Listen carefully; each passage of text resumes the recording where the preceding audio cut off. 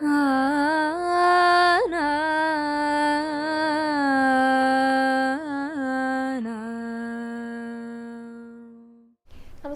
Guruvayur devotees ഓൺലൈനിലേക്ക് ഏവർക്കും സ്വാഗതം. സർവം കൃഷ്ണമയം. കൃഷ്ണായ വാസുദേവായ ദേവകീ നന്ദനായ ച നന്ദഗോപകുമാരായ ഗോവിന്ദായ നമോ നമഃ. ഇപ്പോൾ ഇതാ വൈശാഖമൊക്കെ അവസാനിച്ചിരിക്കുകയാണ്. പക്ഷെ വൈശാഖം കഴിഞ്ഞാലും ഗുരുവായൂർ ക്ഷേത്രത്തിലെ തിരക്കുകളൊന്നും കുറയണില്ല കേട്ടോ. കാരണം വെക്കേഷൻ കഴിഞ്ഞിട്ടില്ല. ഇപ്പോൾ വെക്കേഷൻ കഴിഞ്ഞാലും ഇതുപോലൊക്കെ തന്നെയാണ്. ഭഗവാനെ കാണാനായിട്ട് വരുന്നവർക്ക് യാതൊരുവിധ മുടക്കമില്ല. അവിടെ കാത്തിരിക്കുകയാണ് എല്ലാവരെയും വിളിക്കാനായിട്ട്. അപ്പോൾ നല്ല തിരക്കുള്ള ഒരു ദിവസം കൂടിയാണ് ഇന്ന് കേട്ടോ. പിന്നെ ഇന്നലെ നമ്മുടെ വീഡിയോയ്ക്ക് ചൂടായിട്ട് കുറച്ച് കാര്യങ്ങളൊക്കെ കമൻ്റായിട്ട് രേഖപ്പെടുത്തണം എന്ന് ഞാൻ പറഞ്ഞിട്ടുണ്ടായിരുന്നു. അതായത് ഓരോരുത്തർക്കും ഈ വൈശാഖം എങ്ങനെയാണ് ആചരിക്കാനായിട്ട് സാധിച്ചത്, അത് സാധിച്ചിരുന്നോ, മുടങ്ങിപ്പോയവരുണ്ടോ, എന്തെങ്കിലുമൊക്കെ നല്ല അനുഭവങ്ങൾ ഭഗവാന്റെ അടുത്ത് നിന്ന് ഉണ്ടായോ, അങ്ങനെ എന്തെങ്കിലുമൊക്കെ പുണ്യപ്രവൃത്തികൾ നമുക്ക് ചെയ്യാനായിട്ട് സാധിച്ചിരുന്നോ, നന്നായിട്ട് ഭഗവാന്റെ നാമം ജപിക്കാനൊക്കെ ആയിട്ട് സാധിച്ചിരുന്നോ, അതിനെക്കുറിച്ചൊക്കെ ഒന്ന് കമൻറ്റ് ചെയ്യണമെന്ന് പറഞ്ഞിട്ടുണ്ടായിരുന്നു. അപ്പോൾ നിരവധി പേരാണ് കേട്ടോ അതിന് ചുവടെയായിട്ട് കമൻറ്റ് ചെയ്തിരിക്കണേ. ഓരോരുത്തർക്കും അനുഭവങ്ങളും ഉണ്ടായി. കുറച്ച് നാളെ ചിലപ്പോൾ വൈശാഖം ആചരിക്കാനായിട്ട് സാധിച്ചുള്ളൂ, എന്നാലും അതിനുള്ളിൽ ഭഗവാന്റെ നല്ല അനുഭവങ്ങൾ ഉണ്ടായി എന്ന് പറഞ്ഞിട്ട് കമൻറ്റ് ഉണ്ടായിരുന്നു. ചെറിയ ചെറിയ എന്തൊക്കെ ചെയ്തതെന്നും കൂടെ എഴുതിയിട്ടുണ്ട് കേട്ടോ. അങ്ങനെയുള്ള കാര്യങ്ങൾ ഭഗവാന്റെ അനുഗ്രഹം കൊണ്ട് ചെയ്യാനായിട്ട് സാധിച്ചു. അങ്ങനെ നന്നായിട്ട് നാമം ജപിക്കാനായിട്ട് സാധിച്ചു, ഭഗവാനോട് കൂടുതൽ അടുക്കാനായിട്ട് സാധിച്ചു. അങ്ങനെ കുറേ അനുഭവങ്ങൾ എഴുതിയിട്ടുണ്ട്. എനിക്ക് ഒരുപാട് സന്തോഷം തോന്നി കേട്ടോ. കാരണം അത് നമ്മൾ പറയുന്ന കാര്യങ്ങൾ ഓരോരുത്തർ ചെയ്യുന്നുണ്ട്, അവർക്ക് അതിലൂടെ നല്ല അനുഭവങ്ങൾ ഉണ്ടാകുന്നുണ്ട് എന്നൊക്കെ കേൾക്കുമ്പോൾ തീർച്ചയായിട്ടും ഗുരുവായൂരപ്പൻ്റെ ഒരു അനുഗ്രഹം തന്നെയാണ്. അപ്പം നമ്മുടെ ഈ കൂട്ടായ്മയിലുള്ള എല്ലാവർക്കും അതിനപ്പുറത്തുള്ളവർക്കും ധാരാളം അനുഭവങ്ങൾ ഉണ്ടാകട്ടെ എന്നും കൂടെ പ്രാർത്ഥിക്കുകയാണ് കേട്ടോ. ഇതോടൊപ്പം തന്നെ നമ്മുടെ സബ്സ്ക്രൈബർ ആയിട്ടുള്ള ഒരു ഭക്തയ്ക്ക് ഉണ്ടായ ഒരു അനുഭവം കൂടെ പറയാം. അപ്പോൾ വൈശാഖത്തിൽ ഉണ്ടായ ഒരു അനുഭവമാണ്, അതുകൊണ്ടാണ് പറയാമെന്ന് വിചാരിച്ചത്. അവരുടെ ഒരു ഫാമിലി കുറച്ച് മെമ്പേഴ്സ് ഉണ്ട്, അവർ ബന്ധുക്കളും കൂടിയാണ് കേട്ടോ, തൊട്ടടുത്ത് താമസിക്കുന്നവരാണ്. അപ്പോൾ അവർ ഈ വൈശാഖ മാസത്തിലെ നാമജപം ആരംഭിച്ചു. അപ്പോൾ അതിലുള്ള അവരുടെ മൂത്ത ചേച്ചിയാണ് നമ്മുടെ വീഡിയോ സ്ഥിരമായിട്ട് കാണാറുള്ളത്. അപ്പോൾ ആ ചേച്ചിയാണ് പറഞ്ഞത് യാശിക നാമജപം നടത്തുന്നുണ്ട് വൈശാഖ മാസത്തിൽ, നമുക്ക് അതിലും കൂടെ പങ്കുകൊള്ളണം എന്നുള്ളത്. അപ്പോൾ ഈ ചേച്ചിക്കാണെങ്കിൽ വലിയൊരു താല്പര്യം അതിലുണ്ടായിരുന്നില്ല, എന്നാലും എല്ലാവരും കൂടെ ചെയ്യുന്നതല്ലേ അവരുടെ ഒരു ഗ്രൂപ്പായിട്ട്. അപ്പം ഇനി പുറകോട്ട് പോയാലോ അല്ലെങ്കിൽ താൻ ഒറ്റപ്പെട്ടു പോയാലോ എന്നുള്ള ചിന്തയിലാണ് നാമജപം തുടങ്ങിയത്. അപ്പോൾ എല്ലാ ദിവസവും രാവിലെ ഭഗവാനെ വിളക്ക് കൊളുത്തും കുളിച്ചിട്ട് നാരായണീയത്തിലെ ഒരു ഭാഗം ഏതെങ്കിലും ഒരു ദശകം അങ്ങനെ വായിക്കും, പിന്നെ നാമം ജപിക്കും, നമ്മുടെ കമൻറ്റ് ബോക്സിൽ എഴുതുകയും ചെയ്യും. അപ്പോൾ ഇത് ചെയ്യാനായിട്ട് തുടങ്ങിയിട്ട് കുറച്ച് ദിവസം കഴിഞ്ഞപ്പോൾ ആ ചേച്ചിക്ക് തന്നെ ആ ചേച്ചിയുടെ ജീവിതത്തിൽ നല്ല വ്യത്യാസങ്ങൾ ഉണ്ടായതായിട്ട് അനുഭവപ്പെട്ടു. അതായത് ഭഗവാന്റെ അനുഗ്രഹങ്ങൾ.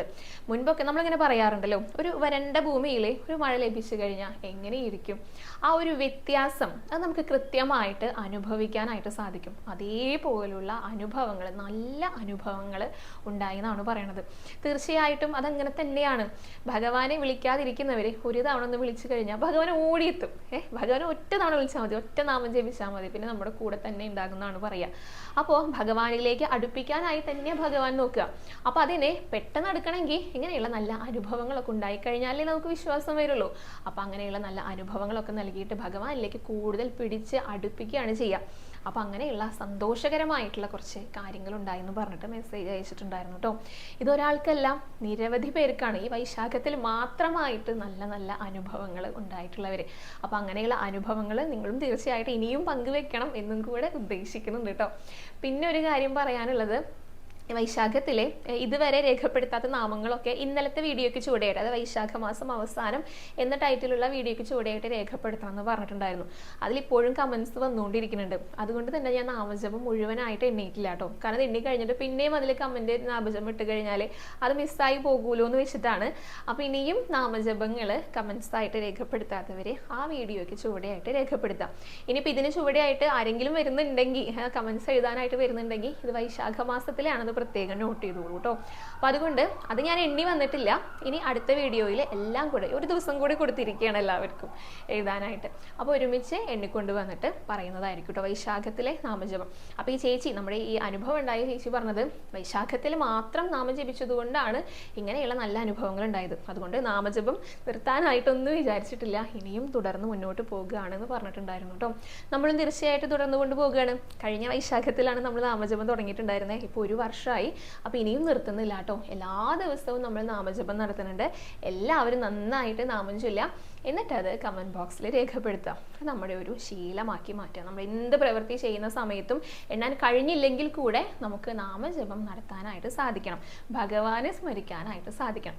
അപ്പോൾ എപ്പോഴും ഭഗവാൻ നമ്മുടെ കൂടെ ഉണ്ടായിരിക്കും, നമ്മുടെ രക്ഷയ്ക്കായിട്ട്. അപ്പോൾ അതാണ് പറയുന്നത് കേട്ടോ. പിന്നെ ഇന്നത്തെ വീഡിയോയിൽ നമ്മൾ പ്രധാനമായിട്ട് പറയാൻ പോകുന്ന കാര്യം ഭജനം ഇരിക്കുന്നതിനെ കുറിച്ചാണ്. മുൻപ് ഞാൻ വിശദമായിട്ടൊരു വീഡിയോ ചെയ്തിട്ടുണ്ട്. പക്ഷെ പുതിയ സബ്സ്ക്രൈബേഴ്സ് ആണെന്ന് തോന്നുന്നു. ഈയിടെയായിട്ട് ഇങ്ങനെയുള്ള കുറച്ച് ചോദ്യങ്ങൾ ചോദിക്കുന്നുണ്ട്. ഇത് ഭജനം ഇരിക്കേണ്ടത് എങ്ങനെയാണ് ഗുരുവായൂർ ക്ഷേത്രത്തിൽ എന്ന് പറഞ്ഞിട്ട് അതിൻ്റെ കാര്യങ്ങളൊക്കെ ഒന്ന് പറഞ്ഞു തരൂ.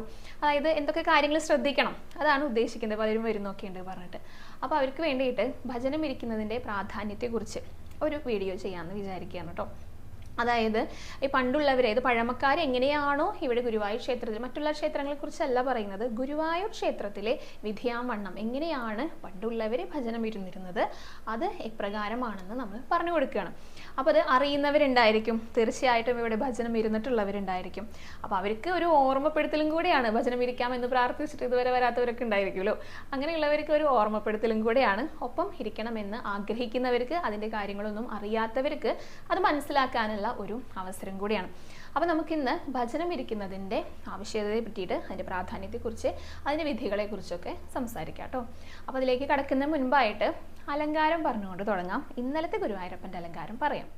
ഇന്നലത്തെ ഭഗവാന്റെ അലങ്കാരം വെണ്ണ കയ്യിൽ പിടിച്ച് നിൽക്കുന്ന രീതിയിലായിരുന്നു കേട്ടോ. വലത്തെ കയ്യിൽ വെണ്ണൂരില പിടിച്ചിട്ടുണ്ട്, ഇടത്തെ കയ്യിൽ പൊന്നോടുക്കുഴലും പിടിച്ചിട്ടുണ്ട്. അപ്പോൾ ഈ ഒരു അലങ്കാരവും മുരളീധരനെ പോലെ തന്നെ ഒരുപാട് ഭക്തരെ കാണാനായിട്ട് ആഗ്രഹിക്കുന്ന ഒരു അലങ്കാരമാണ്. പലർക്കും പ്രിയപ്പെട്ട ഒരു അലങ്കാരമാണ്. അലങ്കാരം പ്രവചിക്കുക എന്ന് പറയുന്ന വീഡിയോയ്ക്ക് ചുവടിയായിട്ട് നിരവധി പേര് വെണ്ണയും ഓടക്കുഴലും പിടിച്ച് നിൽക്കുന്ന കണ്ടെന്ന് പറയാറുണ്ട് കേട്ടോ.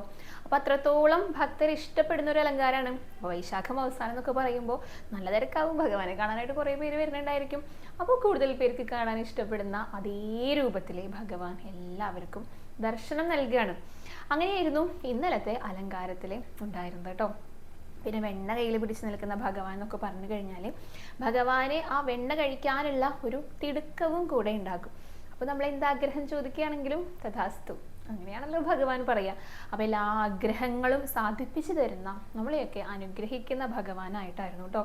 വൈശാഖത്തിലെ നിരവധി പേര് വൈശാഖത്തിലെ ആ ഒരു മാസം വ്രതമൊക്കെ എടുത്തിട്ട് വൈശാഖം എങ്ങനെയാണോ ആചരിക്കേണ്ടത് ആ രീതിയിലൊക്കെ ആചരിച്ചിട്ടും ഒക്കെ ആയിരിക്കും ഭഗവാനെ കാണാനായിട്ട് വരുന്നുണ്ടായിരിക്കാം. അപ്പോൾ അവർക്കെല്ലാം ആ ഒരു വൈശാഖ മാസത്തിൻ്റെ പുണ്യം ധാരാളമായിട്ട് നൽകുന്ന ഒരു ഭഗവാനായിട്ട് എപ്പോഴും വെണ്ണ കയ്യിലുണ്ടാകുമ്പോൾ നമ്മൾ വേറൊരു കാര്യം കൂടെ പറയാറുണ്ട്. ആ വെണ്ണയാകുന്ന പ്രസാദം ഭക്തർക്ക് എല്ലാവർക്കും നൽകാനും കൂടെ വേണ്ടിയിട്ടാണ് ഭഗവാൻ നിൽക്കുന്നതെന്ന്. യഥാർത്ഥത്തിലെ അത് യഥാർത്ഥ വെണ്ണയൊന്നല്ല, അതെന്താണ്?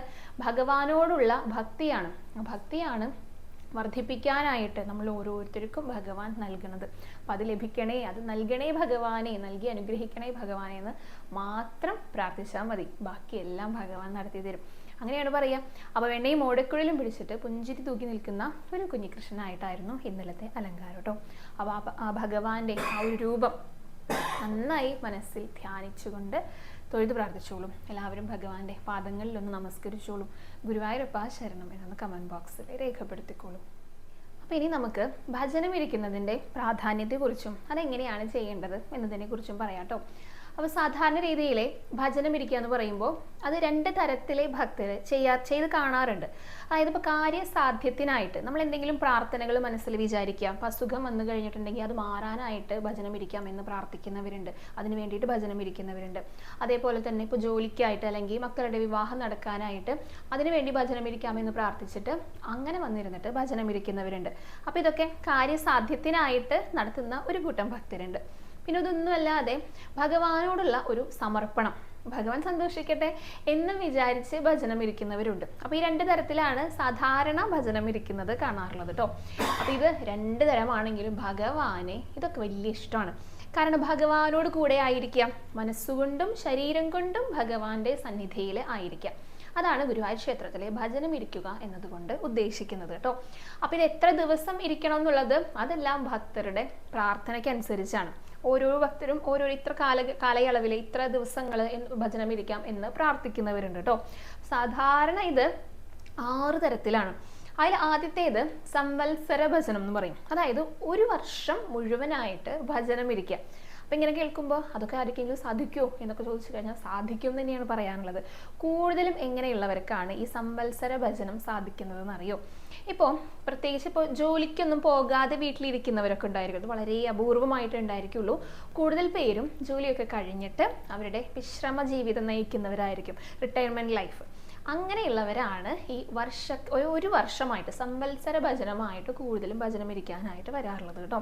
അപ്പോൾ ഇവിടെ അടുത്ത് വന്ന് താമസിക്കുക, തൊട്ടടുത്ത് ഇവിടെ ഗുരുവായൂർ ക്ഷേത്രത്തിനടുത്ത് ഫ്ലാറ്റൊക്കെ ഉള്ളവർ, അങ്ങനെ അവരുടെ ജീവിതത്തിലുള്ള പ്രധാനപ്പെട്ട കർത്തവ്യങ്ങളൊക്കെ കഴിഞ്ഞിട്ടുണ്ടായിരിക്കും, മക്കളൊക്കെ വളർന്നിട്ടുണ്ടായിരിക്കും. പിന്നെ അവർക്ക് അവരുടേതായിട്ടുള്ള ഒരു ജീവിതം സ്വന്തമായിട്ട്, ഇത് ഒന്നിനെയും ആശ്രയിക്കേണ്ട അവസ്ഥയില്ലാതെ, അല്ലെങ്കിൽ മറ്റുള്ളവർക്കൊരു സഹായവും നമ്മളിപ്പോൾ വേണ്ട എന്നുള്ള ഒരു ഘട്ടം വരുമ്പോൾ പിന്നെ ഒന്നും നോക്കണ്ടല്ലോ. ചെറിയ കുട്ടികളൊക്കെ ഉണ്ടാകുമ്പോഴാണല്ലോ അങ്ങനെയൊക്കെ ചിന്തിക്കുക, കുട്ടികളുടെ കാര്യമൊക്കെ നോക്കണം, പ്രാരാബ്ദങ്ങളൊക്കെ ഉണ്ടായിരിക്കും.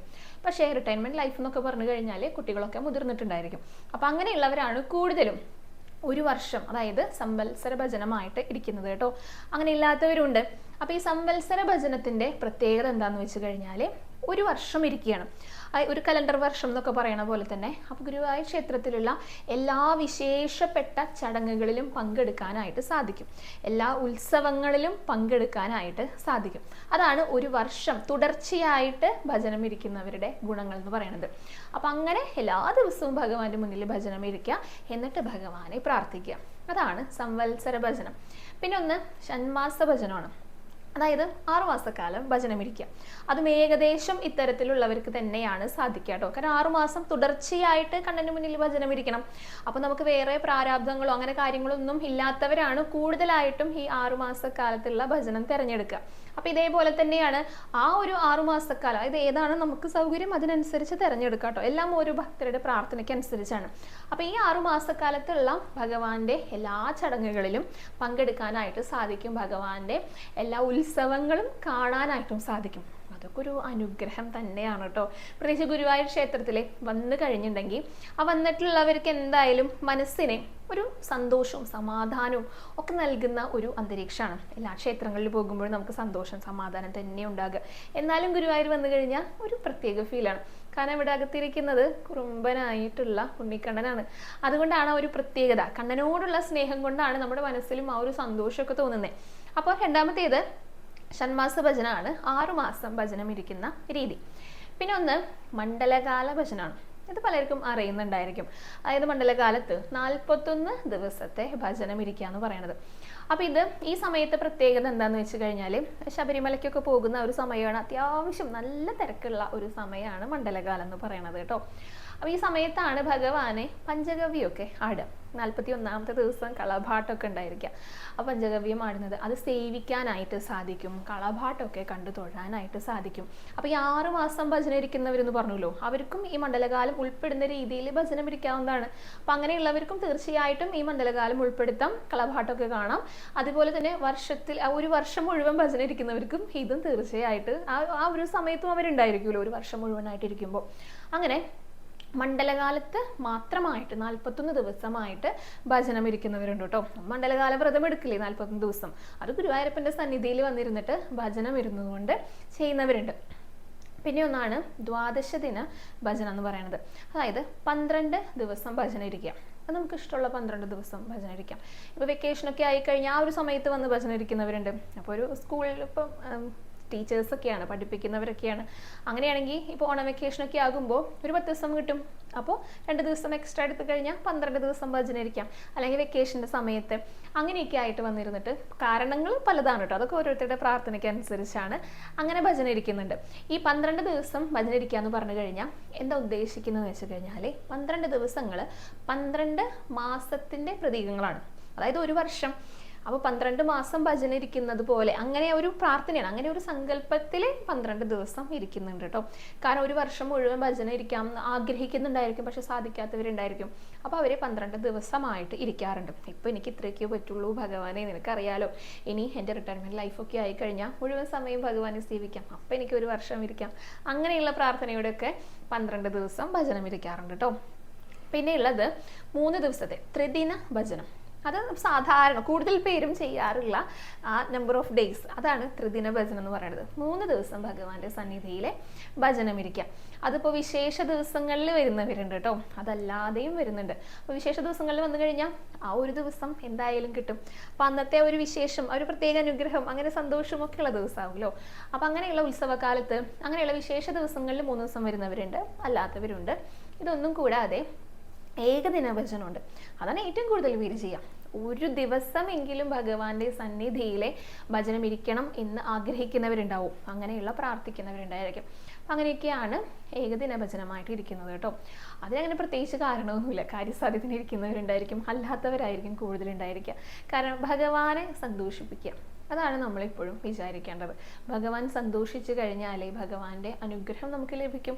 അപ്പോൾ പിന്നെ നമുക്ക് പ്രത്യേകിച്ച് അങ്ങനെ പ്രാർത്ഥനകളൊന്നും വേണ്ട, എല്ലാം ഭഗവാൻ അറിയാലോ നമ്മുടെ മനസ്സ്. അപ്പോൾ എപ്പോഴും നമ്മൾ എന്ത് ചെയ്യുകയാണെങ്കിലും ഭഗവാനെ സമർപ്പിക്കാം, ഭഗവാന് സന്തോഷമാകട്ടെ എന്നും കരുതിയിട്ട് ചെയ്യാം. ഭഗവാൻ എനിക്ക് ഇന്ന കാര്യം സാധിക്കാനുണ്ട് കേട്ടോ, എനിക്കത് ചെയ്തു തരണം, അതിനുവേണ്ടി ഞാൻ ഇരിക്കുന്നു എന്നതിലെ അത് അങ്ങനെ പ്രാർത്ഥിക്കുന്നവരുണ്ട്. അതിനു പുറമെ ഭഗവാനെ സന്തോഷിപ്പിക്കാനായിട്ട് എനിക്ക് ഇത്രയൊക്കെ ചെയ്യാനായിട്ട് സാധിച്ചിട്ടുണ്ട് കേട്ടോ കൃഷ്ണ എന്ന് പറഞ്ഞു നോക്കി നോക്കൂ, രണ്ടും നല്ല വ്യത്യാസം ഉണ്ടായിരിക്കും. അപ്പോൾ എന്ത് ചെയ്യുമ്പോഴും അത് ഭഗവാന് വേണ്ടി ചെയ്യാം. അപ്പം ഇങ്ങനെ ഈ 6 തരത്തിലാണ് പ്രധാനമായിട്ടും ഭജനം ഇരിക്കാറുള്ളത് കേട്ടോ. ഇനിയിപ്പോൾ ഇത് കൂടാതെ മാസത്തിൽ ഒരിക്കൽ വന്ന് തൊഴുന്നവരുണ്ട്. മാസം തൊഴിൽ എന്ന് പറയും തിങ്കൾ ഭജനം. അതായത് 1-ാം തീയതി ഭഗവാനെ ദർശിക്കാനായിട്ട് വരും, അന്ന് ഭജനം ഇരിക്കുന്നവരുണ്ട്.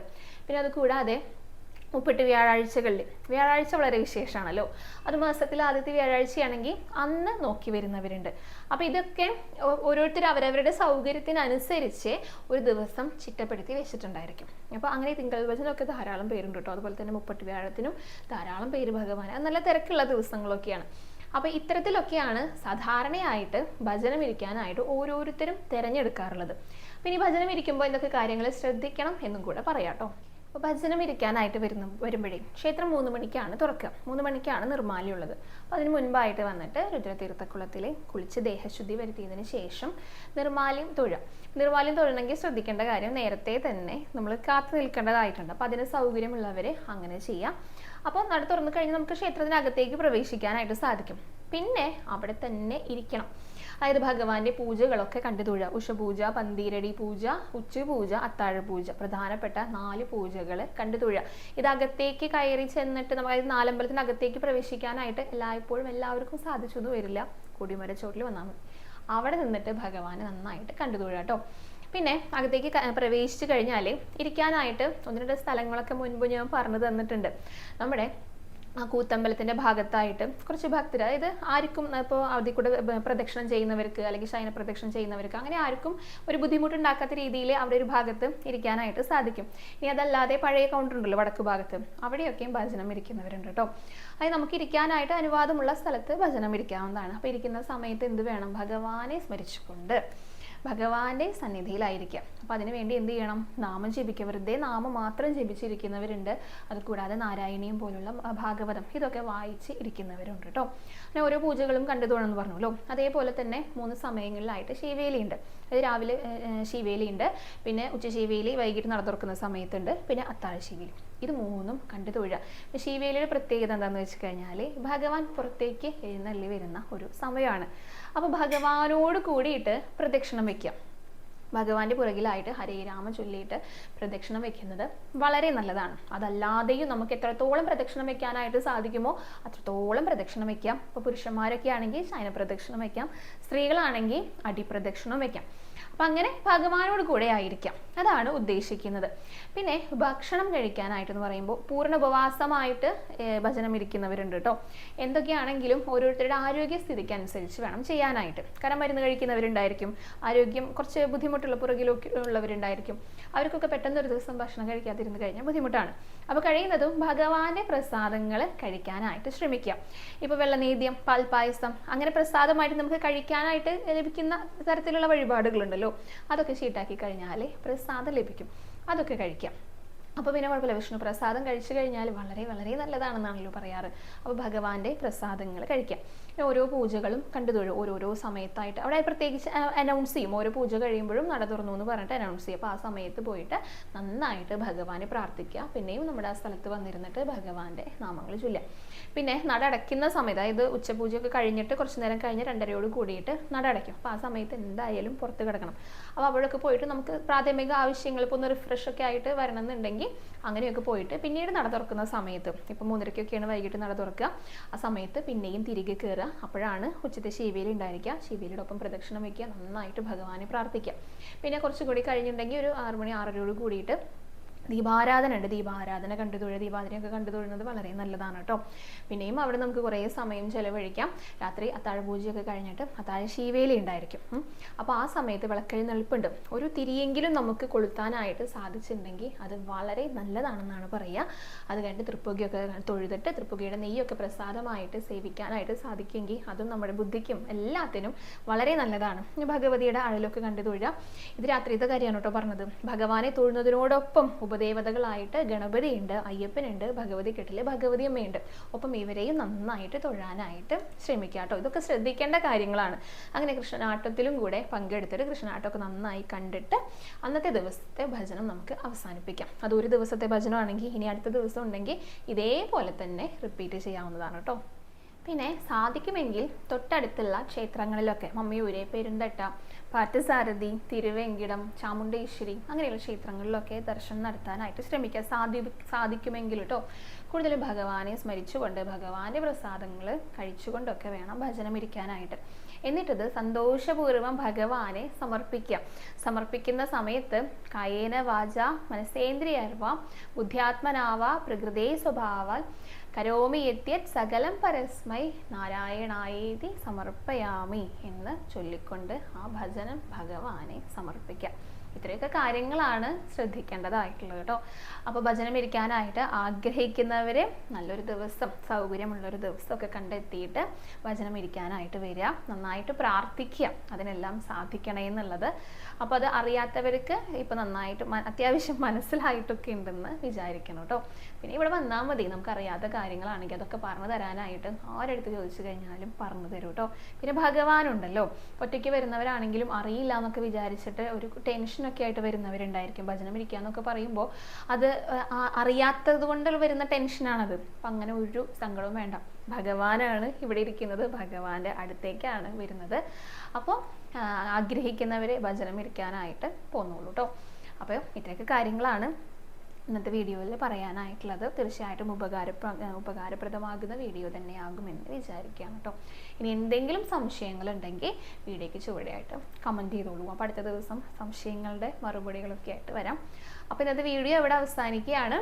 ഇനി ഇന്നത്തെ വിശേഷങ്ങളൊക്കെ ആയിട്ട് അലങ്കാരമൊക്കെ ആയിട്ട് നാളത്തെ വീഡിയോയിൽ കാണാം. ഹരേ കൃഷ്ണ, ഹരേ ഗുരുവായൂരപ്പ.